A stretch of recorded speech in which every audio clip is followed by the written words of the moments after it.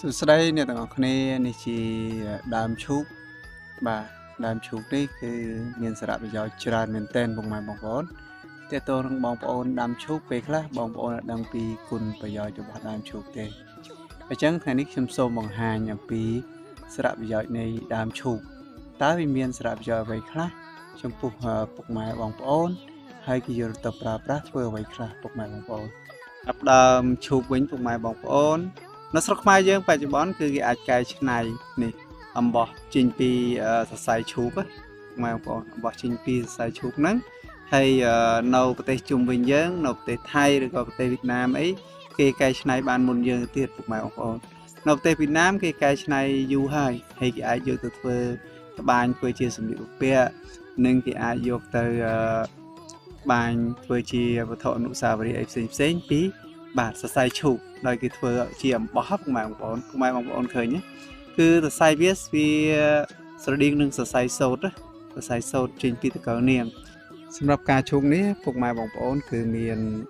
ណាគុណប្រយោជន៍សម្រាប់ប្រជាជនខ្មែរយើងគឺយកទៅបូជាចំពោះព្រះសម្មាសម្ពុទ្ធឬក៏សាសនាផ្សេងក៏គេអាចយកការឈូកនេះទៅបូជាផងដែរសម្រាប់ស្លឹកឈូកពុកម៉ែបងប្អូនស្លឹកឈូកគឺក៏មានសារៈប្រយោជន៍ដែរទីមួយគេអាចយកវាខ្ចប់អាហារយកវាខ្ចប់ម្ហូបចំណីឬក៏ត្រីសាច់អីផ្សេងណាពុកម៉ែបងប្អូនហើយសម្រាប់ប្រទេសឥណ្ឌានិងប្រទេសមួយចំនួនទៀតដែលខ្ញុំស្រាវជ្រាវឃើញណាគេអាចយកអាហ្នឹងកែច្នៃជាកែវដាក់ភេសជ្ជៈឬក៏គេអាចយកទៅកែច្នៃជាចានឬក៏ជាប្រអប់សម្រាប់ដាក់បាយសម្លអីផ្សេងអញ្ចឹងការកែច្នៃស្លឹកឈូកនេះទៅជាកែវឬក៏ជាចានបាទជាចានដាក់ចំណីអាហារអីផ្សេងកាត់បន្ថយប្លាស្ទិកឬក៏បាទ